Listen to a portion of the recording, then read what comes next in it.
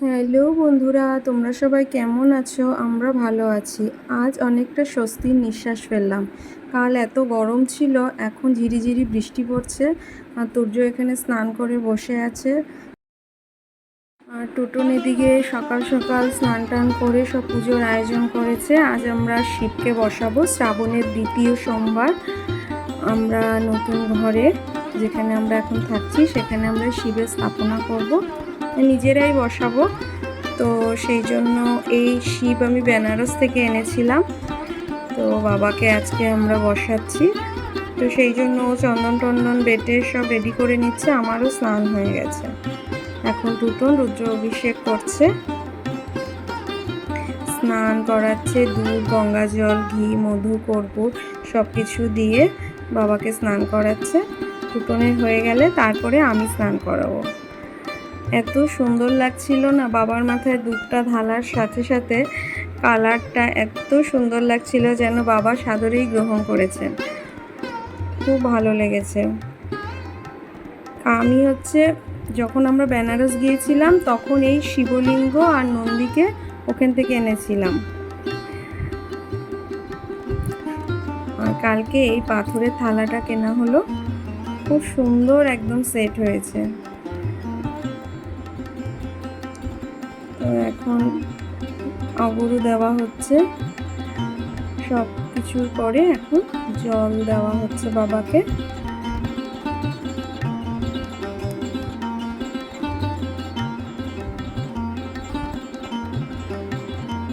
এখন চন্দন, তারপরে দেওয়া হবে বিল্লপত্র,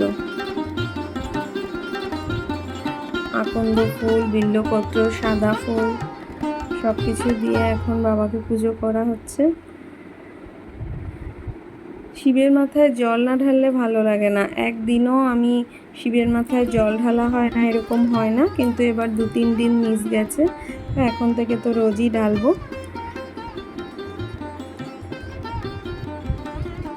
কি সুন্দর লাগছে বাবাকে। কালকে আমি ও বাড়িতে যখন গিয়েছিলাম ওখানেও জল ঢেলে এসেছি।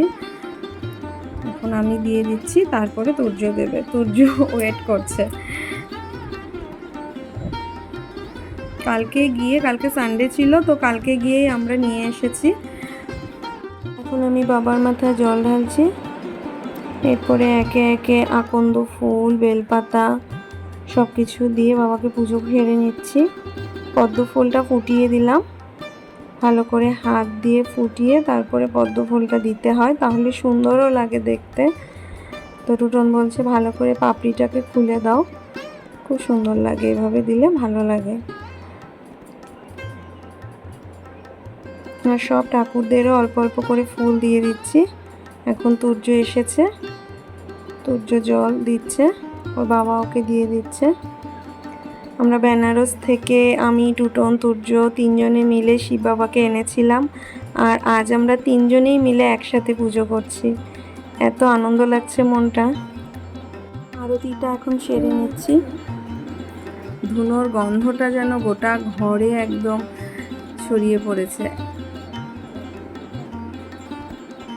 তো পুজো তো ভালোভাবেই হলো।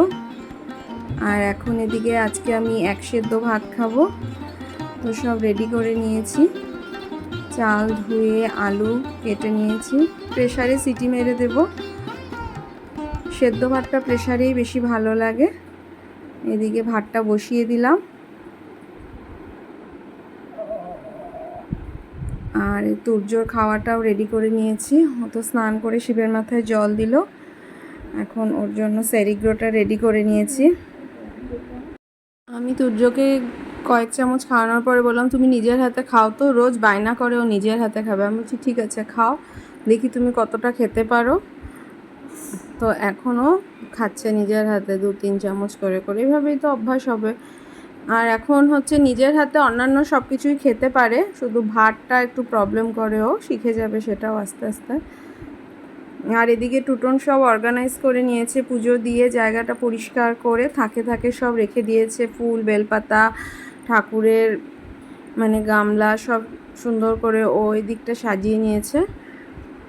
তো সেই জন্য আমি ওই জন্য রান্নাটাও করে নিলাম। তুর্য এখন বারান্দায় একা একা খেলছে। তো ওকে আমি ও নিজেই লম্বা প্যান্টটা পরেছে, আমি ওকে স্যান্ডো গেঞ্জি পরিয়ে দিয়েছি। এত ঘামাচি উঠেছে ওর গরমে, দুদিন প্রচণ্ড রৌদ্র ছিল, একদম ঘামাচি উঠেছে। আর এখনও স্নান টান করে পুজো দিয়ে একা একা খেলছে, খেলতে থাকুক। আজকে একটু বৃষ্টি হওয়ার, তার টেম্পারেচারটা ঠান্ডা আছে। টেবিলটাকে পুরো যা পেরেছে খেলনা একদম ঢেলে রেখেছে, এগুলো সব গোছাতে হবে। সকাল থেকে পুজো দিয়ে, দেখলেই তো তোমরা, সকালে আজকে পুজো দিলাম। পুজো দিয়ে সবাই মিলেই দিলাম। আজকে প্রথম শিবকে স্থাপনা করলাম গৃহে, শ্রাবণ মাস যেহেতু, তো সেই জন্য শিব বাবাকে তো জল না দিলে ভালো লাগে না। সেই জন্য সকাল সকাল স্নান করে শিবের পুজো দিয়ে ভাতও বানিয়ে নিয়েছি, এখন খাবো। তো বৃষ্টি হওয়াতে একটু ঠান্ডা লাগছে। কালকে সারাটা দিন গরমে খুব কষ্ট পেয়েছি, মানে এত কষ্ট পেয়েছি বলার কথা না। এখন তুর্য তো খেলো, এখনও খাবে না, একটু পরে খাবে। এখন আমি একটু রেস্ট নেব, তারপরে খাওয়া দাওয়া করব। একটু রেস্ট করার পরে এখন ভাত নিয়ে নিয়েছি, সঙ্গে ঘি। আমি যেহেতু এক সেদ্ধ খাবো সেই জন্য আলুই দিয়েছি, আর লঙ্কাও নিয়েছি। তো খুব তাড়াতাড়ি নেক্সট ব্লগ নিয়ে আসবো। আজকের মতন এখানেই শেষ করছি, টাটা।